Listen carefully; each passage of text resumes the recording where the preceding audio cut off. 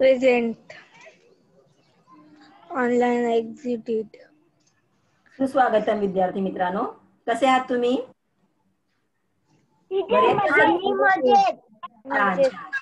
बरं, छान छान. आजच्या या तासामध्ये मी रेखा गायकवाड आणि माझी मैत्रीण निलिमा चौधरी आम्ही या पाठामध्ये आपल्या सर्वांचे स्वागत करीत आहोत. तर मुलांनो, आताच आपली दिवाळीची सुट्टी संपलेली आहे, हो की नाही? हो. बरं, तुम्ही दिवाळीमध्ये कुठे बाहेर गेलात का रे? नाही गेला? टीचर मी गावी गेलेली. अच्छा. अरे मी पण ना यावर्षी कुठेच नाही गेली, कोरोना होता ना. पण गेल्या वर्षी मी ना गावी गेले होते. त्यावेळेला एक घटना घडली होती आणि ती ना माझ्या खूप लक्षामध्ये आहे, म्हणून तुम्हाला सांगावीशी वाटते. सांगू का रे? तर काय झालं ना, आम्ही गावी गेलो होतो आणि गावावरून येताना ट्रेनने आम्ही येत होतो. कराड स्टेशनवरती ट्रेन थांबली होती आणि तितक्यामध्ये एक छोटासा मुलगा, 12 ते 13 वर्षाचा मुलगा असेल, तर तो बिस्लेरी बाटली विकत होता आणि मला बिस्लेरी विकत घ्यायची होती, म्हणून मी त्याला 20 रुपयाची नोट दिली आणि एक बिस्लेरीची बाटली घेतली. 15 रुपयाची बाटली होती, 5 रुपये परत द्यायचे होते आणि आपले शोधले, पण त्याच्याकडे काही 5 रुपये मिळालेच नाही. आणि तो 5 रुपये घेण्यासाठी समोरच एक स्टॉल होता, त्या स्टॉलकडे गेला आणि इतक्यात ट्रेन सुरू झाली. आणि काय करावं, मी त्याला म्हटलं अरे राहू दे राहू दे, पण तो इतक्या जोरात धावला की मलाच भीती वाटायला लागली. इतक्या जोरात धावला, अरे म्हणलं राहू दे, पण तरी तो काय ऐकायला तयार नाही. धावत धावत तो खिडकीपाशी कसा बसा आला, त्याने माझ्या हातात पैसे ठेवले आणि तो तेव्हा थांबला. बघा, एवढी छोटीशी घटना आहे की नाही, पण मला त्या मुलामध्ये एक विशेष गुण दिसला. कोणता गुण रे? तुम्हाला वाटतं कुठला गुण त्याच्यामध्ये होता? इमानदारी, प्रामाणिकपणा. अगदी बरोबर. अतिशय इतक्या लहान वयामध्ये त्या मुलामध्ये एवढा मोठा गुण होता. प्रामाणिकपणे त्याने 5 रुपये एवढे धावपळ करून माझ्या हातामध्ये पोहोचवले. अशी अनेक माणसं आपल्या आजूबाजूला असतात की नाही. तर अशाच काही व्यक्तींची माहिती आज आपल्याला या पाठामध्ये घ्यायची आहे. त्या व्यक्ती कोण आहेत? तर त्या व्यक्ती आहेत आपल्याच पाठामध्ये असलेल्या शेख मोहम्मद आणि त्याची बहीण जुबेदा. आणि ही गोष्ट ज्यांनी सांगितलेली आहे त्या म्हणजे आपल्या आजच्या लेखिका. तर आपला म्हणून आजचा पाठ आहे पाठ 12वा, सलाम नमस्ते. आता हा जो पाठ आहे ना, हा विशेष पाठ आहे. अशा व्यक्ती आपल्याला आयुष्यामध्ये खूप कमी मिळतात, कमी भेटतात आणि म्हणूनच ते आपल्या लक्षामध्ये राहतात. आणि सुधा मूर्ती या तर लाखामध्ये एक आहेत. त्या लाखामध्ये एक आहेत. असं काय आहे त्यांच्यामध्ये, तर ते आपण पाहूया.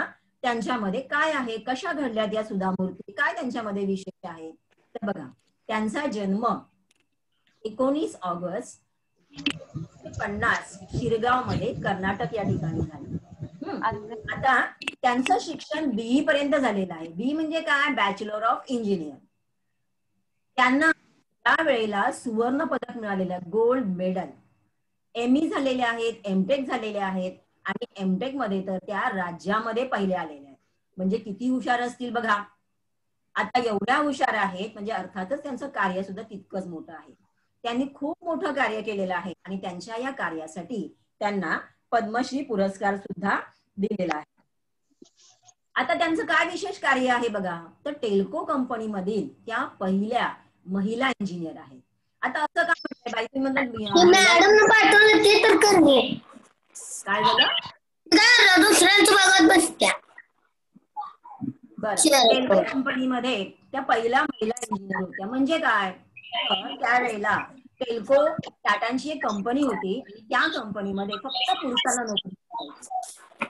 आणि जेव्हा त्या कंपनीची ऍडव्हर्टाईज आली त्यावेळेला सुधा मूर्ती यांना वाटलं की पूर्ण ही जी ऍडव्हर्टाईज आहे ही फक्त पुरुषांसाठीच का बरं आहे, महिलांसाठी का नाही, म्हणजे महिलांना तुम्ही कमी लेखता का, महिला काम करू शकत नाहीत का. त्यांनी टाटांना एक पत्र लिहिलं आणि टाटांनी पण त्यांच्या पत्राची दखल घेतली बरं का. आणि मग टाटांनी स्वतः त्यांना मुलाखतीसाठी बोलावलं, त्यांच्या बरोबर दीर्घकाळ चर्चा केली आणि मग त्यांना टेल्को कंपनीमध्ये इंजिनियर म्हणून त्यांची नेमणूक केली. म्हणून त्या टेल्को कंपनीमधल्या पहिल्या महिला इंजिनियर आहेत. दुसरी गोष्ट अशी महत्वाची की इन्फोसिस फाउंडेशन मध्ये ही जी सामाजिक संस्था आहे, तर सामाजिक संस्था म्हणजे काय, तर समाजासाठी काम करणारी संस्था, समाजामध्ये जे काही वाईट गोष्टी असतात, जे गरजू लोक आहेत, ज्यांना मदतीची गरज असते, अशा लोकांना मदत करणारी संस्था, अशी संस्था म्हणजे सामाजिक संस्था. इन्फोसिस फाउंडेशन ही अशीच एक सामाजिक संस्था आहे. या संस्थेच्या स्थापनेमध्ये त्याच्या चेअरपर्सन वाटा आहे. बघा त्यांचं कार्य काय आहे की ज्याच्या मोठा मान मिळत आहे. कोण आहेत या सुधामूर्ती? तर तुमच्या लक्षामध्ये आलं असेल बघा, सुरुवातीच्या तुम्हाला चित्रामध्ये इथे सुधामूर्ती दिसत आहेत आणि त्यांचे पती नारायण मूर्ती. हे आहे इन्फोसिस कंपनी. ही आहे इन्फोसिस कंपनी. त्यांचे पती नारायण मूर्ती यांनी आणि त्यांच्या 6 मित्रांनी जुलै 1981 मध्ये ही कंपनी सुरू केली होती. आणि त्यावेळेला त्यांच्याकडे फारसे पैसे नव्हते. फक्त 10,000 रुपये आपल्या पत्नीकडून घेऊन त्यांनी या कंपनीची सुरुवात केली. आणि आज ही कंपनी एवढी मोठी आहे की जगातल्या 64 शहरामध्ये या कंपनीचे ऑफिस आहेत. आणि लाखो अरबो करोडचा यांचा बिझनेस आहे. तर अशा या नारायण मूर्ती यांच्या पत्नी म्हणजे सुधामूर्ती, ही झाली त्यांची एक ओळख. पण पत्नी म्हणून असलेली ओळख याशिवाय त्यांची स्वतःची अशी वेगळी ओळख त्यांनी निर्माण केलेली आहे आणि ती आपल्यासाठी फार महत्वाची आहे. ते म्हणजे त्यांची जी संस्था आहे इन्फोसिस फाउंडेशन, या संस्थेमार्फत त्यांनी केलेलं कार्य, हे कार्य अतिशय निरपेक्ष बुद्धीने केलेलं आहे, निरपेक्ष भावनेने केलेलं आहे. ते कार्य करताना ते कोणतीही अपेक्षा न ठेवता कार्य करतात.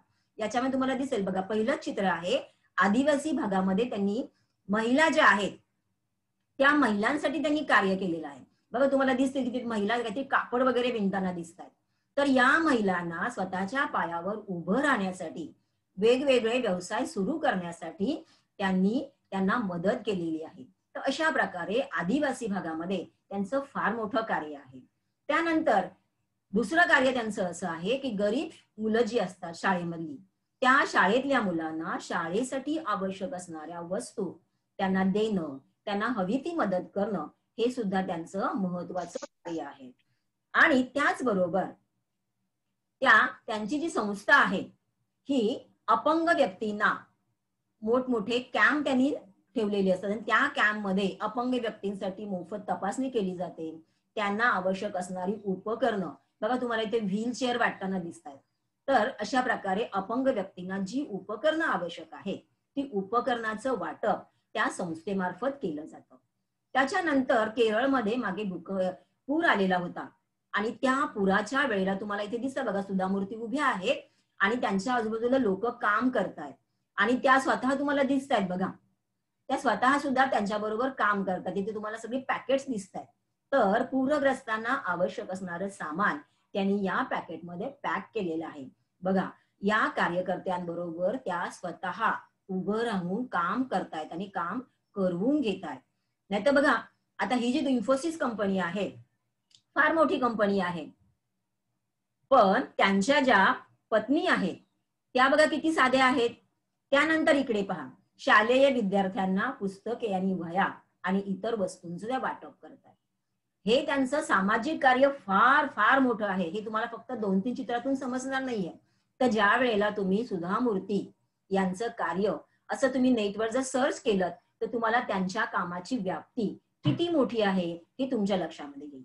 आणि सर्वात महत्वाचं म्हणजे दुसरं चित्र, या तुम्हाला दिसतात की नाही भाजीच्या गराड्यामध्ये बसलेल्या, ज्या आहेत सुधामूर्ती, हो की नाही. तुम्हाला आश्चर्य वाटेल की भाजीच्या गराड्यामध्ये का बसलायत, पण बघा, एवढ्या अरबो रुपयाच्या कंपनीच्या मालकाच्या पत्नी आहेत त्या, त्यांची स्वतःची 125 कोटीची मदत त्या आपल्या संस्थेमार्फत लोकांना करतात. इतका पैसा असलेली व्यक्ती या राघवेंद्र मंदिरामध्ये 3 दिवस कार सेवा देते.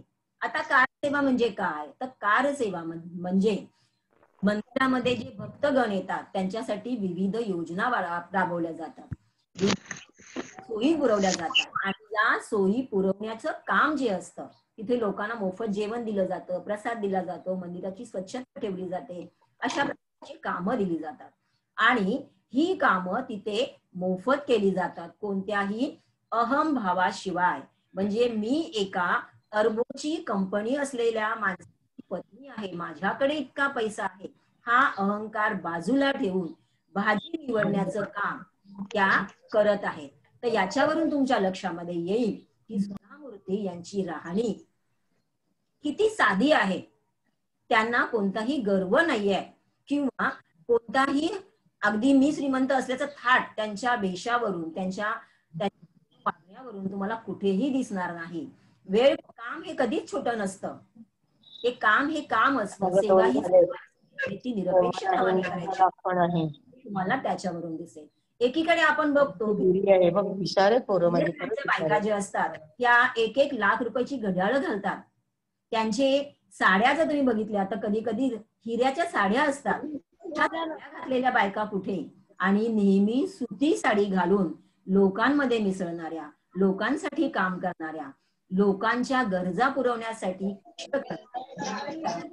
या सुधा मूर्ती यांच्या आपल्याला इथेच लक्षामध्ये येतो. आणि सुधा मूर्ती त्या लाखात एक आहेत असं आपण म्हणतो. तर आजची आपली महत्वाची व्यक्ती आहे त्या म्हणजे या सुधा मूर्ती. बघा मुलांनो, आपल्या आजूबाजूला आपल्याला खूप आवडते लोक असतात.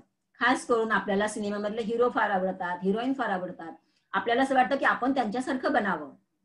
पण बघा, त्या सिनेमामध्ये ते जे काम करतात, हिरोगिरी करतात, छान छान तुम्हाला काम करताना दिसतात, पण तो सिनेमा आहे, ते खोटं खोटं आहे. पण इथे प्रत्यक्ष आयुष्यामध्ये सुधा मूर्ती किती मोठं काम करतायत हे पहा. आणि आपल्या आयुष्यामधले हिरो, आपल्या आयुष्यामधले आदर्श ह्या अशा व्यक्ती असायला हव्यात. कारण याच व्यक्तीमुळे आपला भारत घडत असतो, याच व्यक्तीमुळे आपल्या समाजाची स्थिरता आपल्याला दिसून येते. आणि म्हणूनच सुधा मूर्ती या लाखात एक आहेत आणि म्हणूनच त्यांचा आदर्श आपण ठेवला पाहिजे. आता या सुधा मूर्ती फक्त सामाजिक कार्य करतात असं नव्हे, तर त्या फार मोठ्या लेखिका आहेत. त्यांनी मराठी, इंग्रजी आणि कन्नड या 3 भाषेमध्ये विविध पुस्तकं लिहिलेली आहेत. 9 कादंबऱ्या आणि अनेक कथासंग्रह त्यांचे प्रसिद्ध आहेत. त्याच्यामध्ये वाईज अदरवाईज, सामान्यातले असामान्य, 3000 टाके, आयुष्यातले धडे गिरवताना, आजीच्या पोतडीतील गोष्टी माणसाच्या, अशा वेगवेगळ्या पुस्तकं तुम्हाला इथे दिसतात. आता याशिवाय अनेक पुस्तकं आहेत, इथे सगळंच काही आपल्याला दाखवणं शक्य नाहीये. पण तुम्ही जर नेटवर सर्च केलं तर त्यांची तुम्हाला कितीतरी पुस्तकं मिळतील. आणि या पुस्तकांचं वैशिष्ट्य असं आहे की त्यांना सामाजिक कार्य करत असताना अशा अनेक व्यक्ती भेटतात ज्या काही वाईट असतात, काही चांगल्याही असतात आणि काही वाईटही असतात. आणि त्या अनेक व्यक्तींमधले जे स्वभाव विशेष आहेत ते स्वभाव विशेष त्या मनाने टिकतात आणि त्याचं चित्रण त्या आपल्या पुस्तकातल्या कथेमधून करत असतात. आणि म्हणूनच त्यांची पुस्तकं हा समाजाचं दर्शन घडवणारं, व्यक्तीचं गुणविशेष आणि म्हणून ती वैशिष्ट्यपूर्ण आहे, हो की नाही. तर आता आपल्याला जो धडा आहे बघा, कोणता, सलाम नमस्ते, तो सुधा मूर्ती यांनी लिहिलेलं पुण्यभूमी भारत हे जे पुस्तक आहे, या पुस्तकामधलं हा धडा आहे सलाम नमस्ते. चला तर आपण सलाम नमस्तेची माहिती बघूया मुलांनो. चला चला आपण आता धडा वाचायचा आहे आणि तुम्ही ऐकायचं आहे. चला. शेख मोहम्मदचं एक छोटस दुकान होतं. तो वह्यांची किरकोळीनं विक्री करायचा. दरवर्षी जून महिन्यात मी त्याच्याकडून मोठ्या संख्येने वह्या विकत घेत असे. आम्ही त्या झोपडपट्टीतील शाळकरी मुलांमध्ये वाटत असो. त्याचं दुकान आमच्या ऑफिसच्या जवळच होतं. दुकानाची जागा भाड्याची होती. शेख मोहम्मद फार संकोची स्वभावाचा होता. तो वह्या आणून आमच्याकडे पोहोचायचा. आमचा चेक तयार झाला की आम्ही त्याला तसं कळवायचो. मग तो येऊन चेक घेऊन जायचा. एकदा असाच तो आमच्या ऑफिसला आला होता. त्यावेळी आम्ही सर्वजण मिठाई खात होतो. मी शेखच्या हातावर मिठाई ठेवली, पण त्यानं ती खाल्ली नाही. काय शेख, तुला मधुमेहाचं दुखणं वगैरे आहे का? नाही मॅडम, खाऊ म्हटलं. लहान मुलं आहे, माझ्यापेक्षा त्यांनाच याची गोडी जास्त. तुला किती मुलं आहेत? मी विचारलं. ती तेवढीशी मिठाई घरी जाऊन पुरली असती की नाही कोणाच ठाऊक. मॅडम, मला एक मुलगी आहे, शिवाय माझी भाची पण माझ्याकडे असते. का बरं? तुझी भाची तुझ्याकडेच का असते? माझी बहीण आहे आणि ती आमच्याकडेच राहते. शेखबद्दल वाईट. तो एक छोटा दुकानदार होता. तो काही खूप कमावत नव्हता. त्यामुळे त्याच्या कुटुंबाविषयी आणखी माहिती मला काढावीशी वाटली. जुबेदा काय?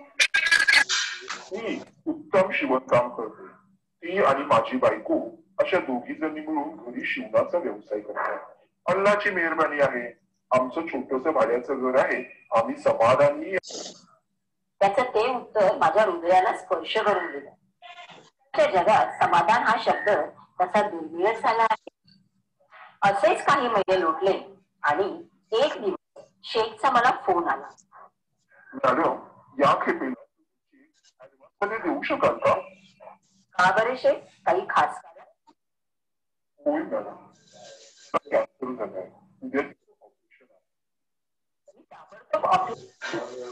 चेक त्याच्या घरी लगेच पाठवून दिला. पण त्याच्याबद्दल मनात विचार येऊन मन उदास झालं. त्या ऑपरेशनचा खर्च भरपूर येणार होता. ती रक्कम जमा करण्यासाठी शेखची नक्कीच खूप धावपळ चालू असणार. पण तरीही त्यानं माझ्याकडे पैसे मागितले नव्हते. अनुभवानं मला शिकवलंय. आपल्या स्वतःच्या हिऱ्याच्या कुड्या पर्समध्ये लपवून गोरगरिबांसाठी निधी गोळा करायला आलेल्या बायका मी पाहिल्या. आपल्या मुलाला शिष्यवृत्ती मिळावी म्हणून ती मुलं अनाथ असल्याचं सांगताना चांगल्या सधन कुटुंबातल्या आई वडिलांना मी पाहिलंय. कितीतरी माणसं फाउंडेशन करून मदत पत्रात पाडून घेण्यासाठी आपल्या आईला निराधार ठरवून मोकळी होतात. हेही मी पाहिलंय. जर एखाद्या व्यक्तीला मदत मिळाली नाही तर ती व्यक्ती आयुष्यातून उठेल असं आम्हाला ज्या कुणाबद्दल वाटेल त्यालाच फाउंडेशन मदत करेल असा माझा नेहमीच आग्रह असतो. मी शेखला फोन केला. शेख, मला एक सांग, या ऑपरेशनच्या पैशाची काय व्यवस्था केली आहेस तू? मॅडम, मी जुबेदाचे आणि माझ्या बायकोचे सगळे दागिने विकले आहेत. शिवाय बँकेकडून कर्ज घेतलं आहे. शेख, तू आम्हाला का नाही मदतीसाठी विचारलंस?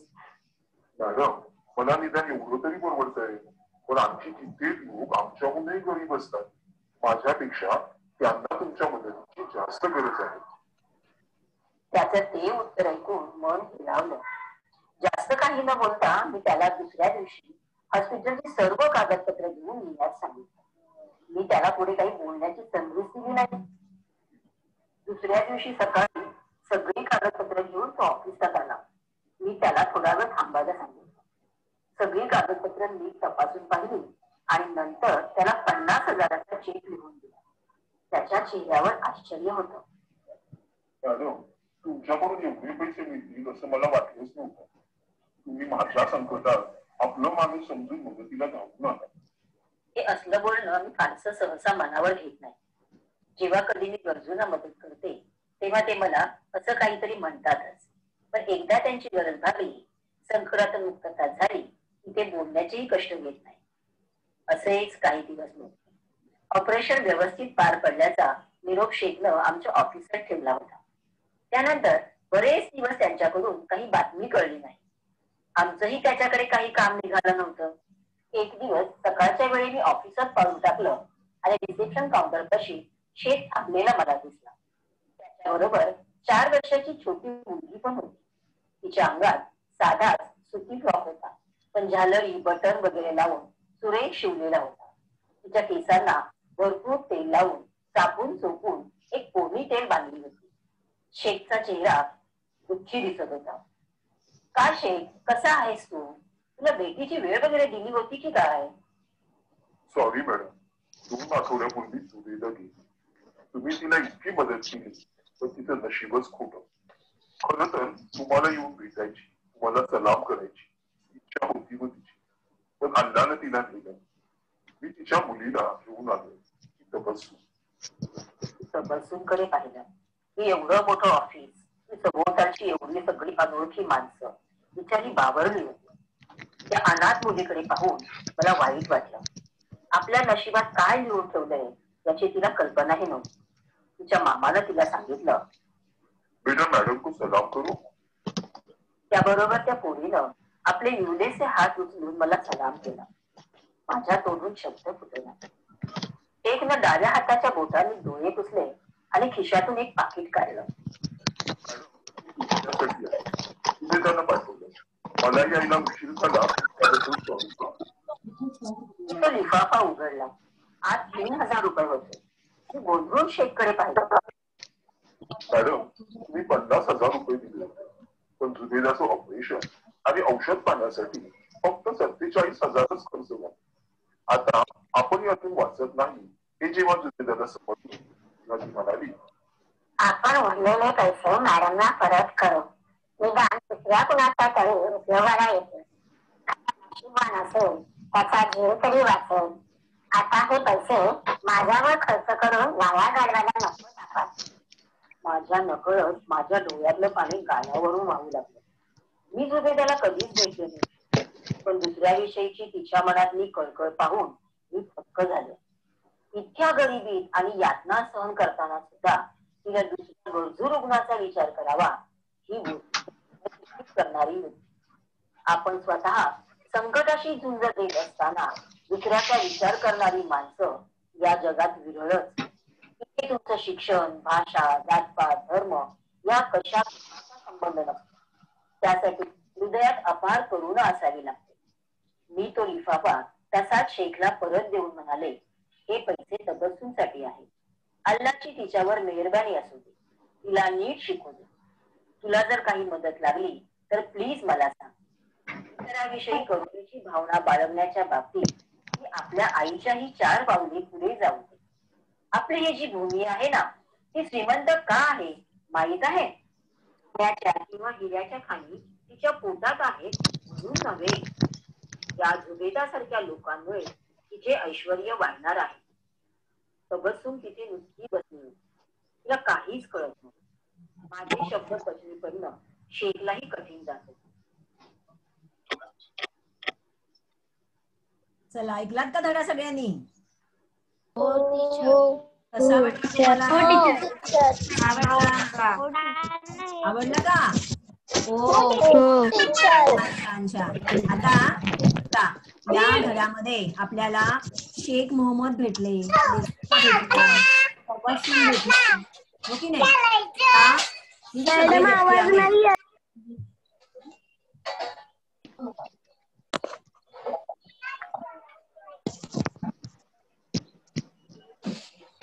या ज्या सगळ्या व्यक्ती आहेत, या सगळ्या व्यक्ती कशा आहेत याच्याबद्दल आपण बोलू. ठीक आहे, चला आपण आता या पाठाबद्दल चर्चा करूया. तर आता बघा, तुम्हाला इथे शेख मोहम्मद भेटला की नाही? आता या शेख मोहम्मद जेव्हा ऑफिस मध्ये आला होता त्यावेळेला लेखिका आणि त्यांच्या जे सहकारी होत्या त्या सगळे मिठाई खात होते, बरोबर? आता तेव्हा जेव्हा मिठाई त्यांनी खाल्ली त्यावेळेला लेखिकेने त्यांना मिठाई त्यावेळी लेखिकेने, तुझा माईक चेक कर बळा, तुझा माईक चेक कर, इथून आवाज बरोबर आहे. तर शेख मोहम्मद जेव्हा ऑफिस मध्ये तेव्हा लेखिकेने त्यांना मिठाई दिली खाण्यासाठी, पण शेख मोहम्मदने ती मिठाई खाल्ली नाही. तर ती काय केली त्याने? मुलांसाठी बांधून घेतली, बरोबर की नाही? का बरं असं केलं? शेख मोहम्मदने का केलं रे? आस्था बोल बळा. त्याच्या मुलांसाठी. टीचर, मला काहीच आवाज येत नाहीये. बाळा, माईक चेक कर तुझा, माईक चेक कर. हा, आस्था बोल बळा. टीचर, तो गली बोटा म्हणून त्याच्या मुलांसाठी.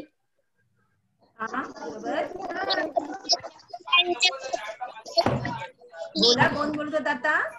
टीचर, तो ना खूप गरीब होता म्हणून त्याने ना त्याच्या मुलासाठी मिठाई घेतली, त्याने नाही खाल्ली. अगदी बरोबर.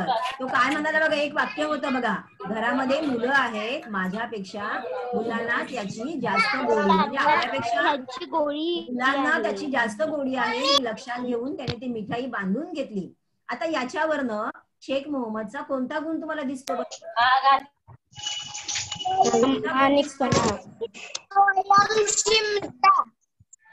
काय म्हणाला? स्वयंचिंता. हा, याच्यावरून त्यांना मुलांची किती काळजी आहे, मुलांच्या इच्छा पूर्ण करण्यासाठी ते किती प्रयत्न करतात हे सगळं आपल्याला या प्रसंगावरून दिसतं, हो की नाही? त्यानंतर शेख मोहम्मदनं त्याच्या लेखिकेला त्याच्या घरच्या परिस्थितीबद्दल सांगितलं. लेखिकेने विचारलं की नाही, कोण कोण असतं घरी, काय काय करतात, परत तुझी भाची आहे ती इथेच का असते. त्यावेळेला शेख मोहम्मदनी सांगितली माहिती की नाही, मला एक मुलगी आहे, माझी भाची पण माझ्याकडे असते. का तर माझी बहीण जी आहे जुबेदा ती विधवा आहे आणि म्हणून ती आमच्याकडेच राहते. पण आणि मग काय करतात बरं जुबेदा? तर जुबेदा काय करत होती रे? जुबेदा शिवणकाम. जुबेदा काय करत? अगदी बरोबर, ते शिलाईचं काम करायची, अतिशय उत्तम करायची. आणि त्याच्यामध्ये शेख मोहम्मदची जी बायको होती ती सुद्धा तिला मदत करायची आणि दोघी मिळून शिवणकामाचा व्यवसाय करायचा. आता बघा, शेख मोहम्मदचं भाड्याचं दुकान होतं, फार काही कमाई नव्हती, या दोघी जणी शिवणकाम करत होत्या. पण तरी सुद्धा शेख मोहम्मद म्हणतो मी समाधानी आहे. आपण समाधानी असल्याचं त्यांनी लेखिकेला सांगितलं. आणि शेख मोहम्मदचं हे उत्तर लेखिकेच्या मनाला स्पर्श करून गेलं असं लेखिका म्हणते. का रे, का स्पर्श करून गेलं? कारण की त्याचे भाड्याचे व तो गरीब होता व तो म्हणतो की मी समाधानी आहे. अगदी बरोबर. बघा, तो काही फार श्रीमंत नव्हता, मुलांना काही पण देऊ शकत नव्हता, पण तरी सुद्धा तो काय म्हणतो की मी समाधानी आहे. नाहीतर आपण आजूबाजूला बघतो खूप श्रीमंत लोक असतात बघा, ज्याला घर आहे त्याला असं वाटतं मला मोठा फ्लॅट पाहिजे, ज्याच्याकडे फ्लॅट आहे तो म्हणतो मला बंगला पाहिजे, ज्याच्याकडे बंगला आहे तो म्हणतो मला गाडी पाहिजे, आणि ज्याच्याकडे गाडी आहे तो म्हणतो मला आणखीन दुसरी गाडी पाहिजे. तर याच्यामध्ये काय होतं की माणसाचं मन कधीच समाधानी नाहीये हे आपल्याला दिसतं. पण इथे शेख मोहम्मदकडे भाड्याचं घर आहे, भाड्याचं दुकान आहे, पुढे घरामध्ये शिवणकाम करणारी पत्नी आणि बहीण आहे, पण तरी सुद्धा इतक्या संघर्षाच्या, इतक्या गरिबीच्या परिस्थितीमध्ये सुद्धा शेख मोहम्मद म्हणतो मी समाधानी आहे. असं समाधान फार कमी लोकांमध्ये असतं, म्हणूनच हे उत्तर लेखिकेच्या मनाला स्पर्श करून गेलं असं लेखिका म्हणते.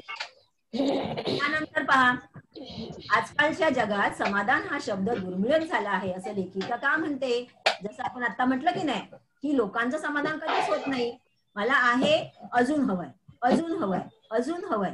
तर हे अजून हवंय ही जी हाव आहे ही कधीच पूर्ण होत नाही. म्हणून कितीही मिळालं तरी समाधान न मानणारी लोक आपल्या समाजात आपल्याला दिसतात.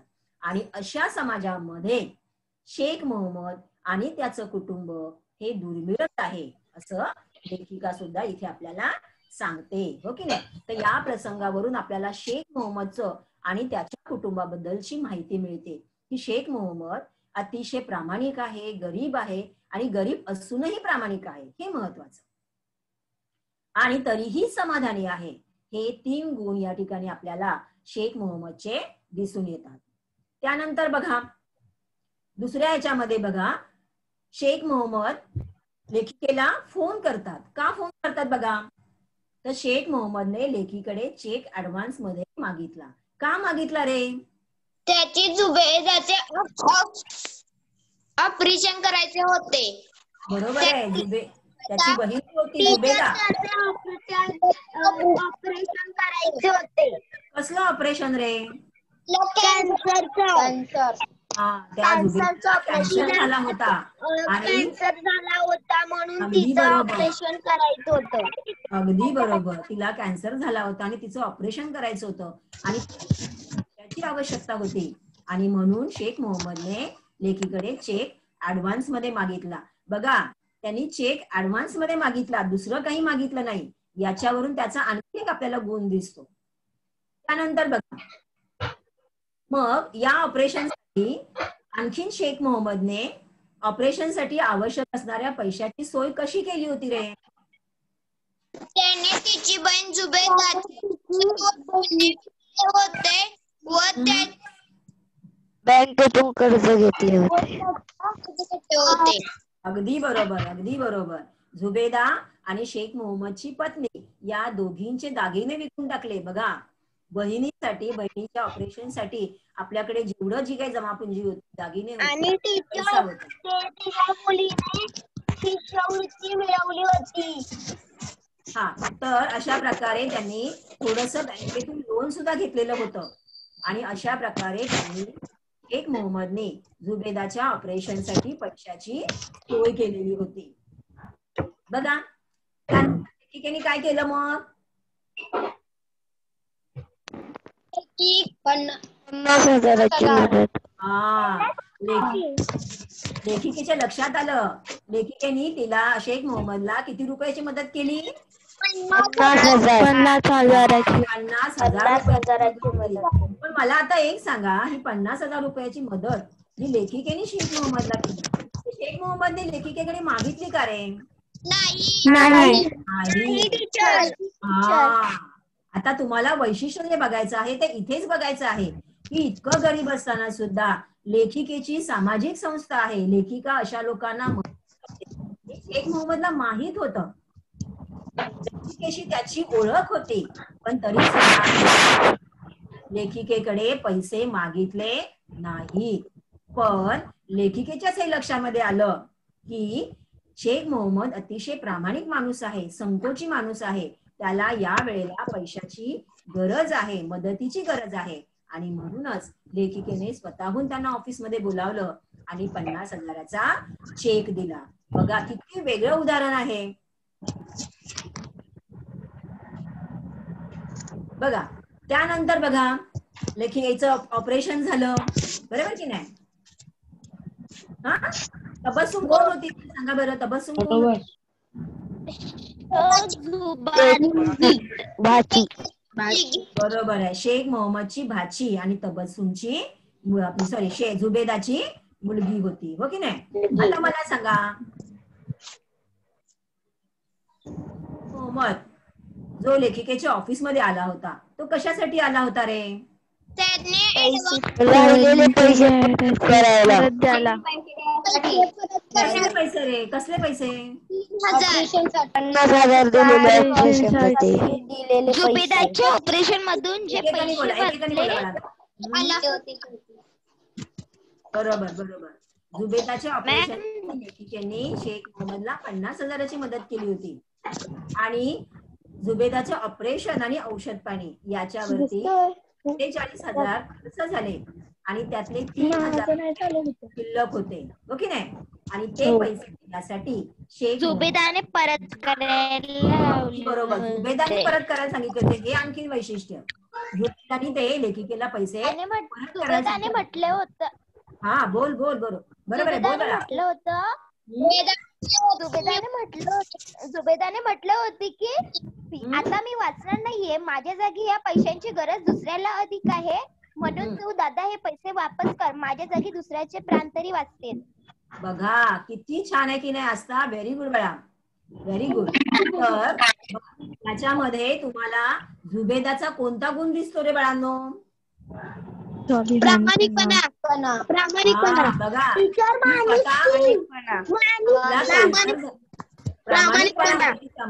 बरोबर, आणि माणुसकी. व्हेरी गुड, व्हेरी गुड बाळा, व्हेरी गुड. माणुसकी होती की आता आहे, माझा औषधोपचार आता पूर्ण झालेला आहे, त्याच्यातून मी काय वाचणार नाहीये, म्हणजे मला जास्त पैसे खर्च न करता एखादा जो गरजू माणूस आहे त्या गरजू माणसाला जर ही पैसे मिळाले तर त्याचा जीव तरी वाचेल. बघा, स्वतः मृत्यूच्या दारामध्ये उभं असताना, कॅन्सर सारख्या आजाराच्या अशा दुसऱ्यांबद्दल विचार करणं ही किती मोठी गोष्ट आहे, आणि हाच गुणवैशिष्ट्य झुबेदाचं आहे. आणि म्हणूनच ही माणसं लाखात एक असतात असं आपण म्हणतो ते यासाठीच. बघा, जसं आपण आता म्हटलं की ती झुबेदा काय म्हणाली हे आता तुम्ही सांगितलं. बघा, शेख मोहम्मदने उरलेले 3,000 रुपये लेखिकेला परत दिले. ही घटना विस्मयचकित करणारी आहे अशी लेखिका का म्हणते? विस्मयचकित म्हणजे आश्चर्यकारक. विस्मयचकित म्हणजे आश्चर्यकारक. आश्चर्य वाटलं? सर्व लोक खोटे नाटक करून लेखिकेकडून पैसे घेतात. काही जण म्हणतात शिष्यवृत्तीसाठी, काही जण म्हणतात अनाथसाठी व शेख मोहम्मदने त्याचे पैसे स्वतःहून परत केले. Very good, very good. बघा, लेखिकेने सुरुवातीलाच म्हटलेलं आहे की लेखिकेचा अनुभव फार मोठा आहे. कारण कितीतरी लोकांना लेखिका भेटतात, त्यांच्याशी संबंध येतो त्यांचा.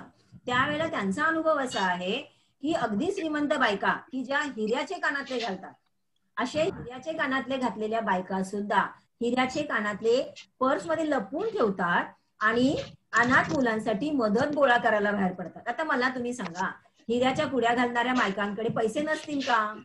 खूप पैसे असतील. खोटे बोलतात, त्यांच्याकडे कानातले असतात. बरोबर. तर अशा प्रकारे स्वतःकडे पैसे असून सुद्धा स्वतःचे पैसे खर्च न करता त्या दुसऱ्याकडे मदत मागायला जातात.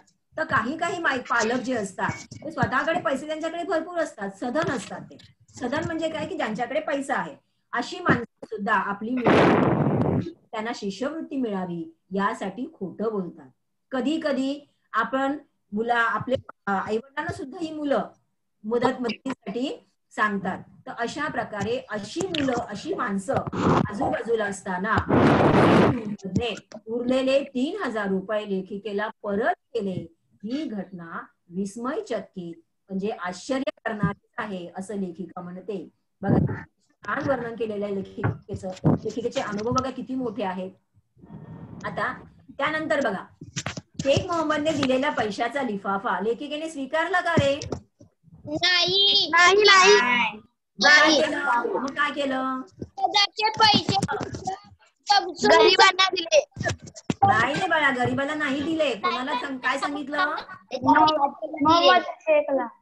हा, शेख मोहम्मदला परत दिलं. आणि काय सांगितलं? हे पैसे तबस्सुम साठी आहेत, तिला खूप शिकू दे, तिला मोठी होऊ दे. Very good, very good. छान छान. तिच्या शिक्षणासाठी कामात येतील, तिच्या उपयोगी येतील. त्यांनी तो लिफाफा शेख मोहम्मदला परत दिला. बरोबर. आता बघा, त्याच्यामध्ये शेवटचं एक वाक्य आहे बघा, आपली भारतभूमी जी आहे ही श्रीमंत आहे. कोणामुळे? तबस्सुम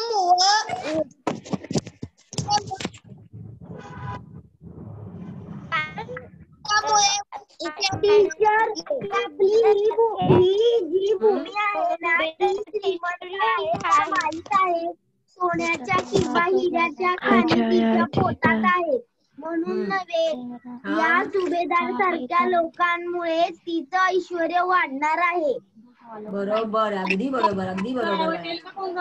बघा, आपली भारतभूमी श्रीमंत आहे, ते आपल्या भारतभूमीमध्ये हिऱ्याच्या सोन्याच्या खाणी आहेत म्हणून नव्हे, तर सोन्यासारखी हिऱ्यापेक्षा सुद्धा महान झुबेदासारखी माणसं आपल्या भारतभूमीमध्ये आहेत आणि म्हणूनच आपली भारतभूमी श्रीमंत आहे असं लेखिका म्हणते.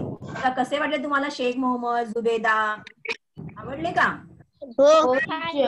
हा, तर मुलांनो, या व्यक्तीचा प्रामाणिकपणा आपण आदर्श म्हणून आपल्या समोर ठेवायचा आहे, तसं वागण्याचा आपण प्रयत्न करायचा आहे, कारण हीच खरी श्रीमंती आहे. बघा, आता या पाठामध्ये काही नवीन शब्द आलेले आहेत. पहिला शब्द आहे दुर्मिळ. काय की जे मिळण्यास कठीण असतात, क्वचितच मिळतात. विस्मय म्हणजे आश्चर्य. असे 2 नवीन शब्द आलेले आहेत. त्याच्यानंतर वाक्प्रचार कोणते आलेत बघा? मन हेलावणे, दुःख वाटणे आणि दुःख होणे, आश्चर्यचकित होणे आणि पचनी पडणे म्हणजे मानणे, आत्मसात करणे. तर असे काही नवीन शब्द आणि वाक्प्रचार आपल्या पाठामध्ये आलेले आहेत. चला मुलांना, तुम्हाला धडा आवडला की नाही? आता हा धडा मनापासून वाचायचा आहे बघा. तुम्हाला वाचायला खूप आवडेल. आता तुम्ही ऐकला आहात, त्याच्याबद्दल आपण चर्चा केली आहे. आता पुन्हा एकदा वाचा, हो की नाही? चला चला, आपण आपला पाठ आपण इथेच संपवत आहोत. पुढच्या पाठाला पुन्हा एकदा भेटूया. Thank you teacher. Thank you teacher. Thank you teacher. Thank you teacher. Thank you teacher. Thank you teacher. Thank you teacher. Thank you teacher.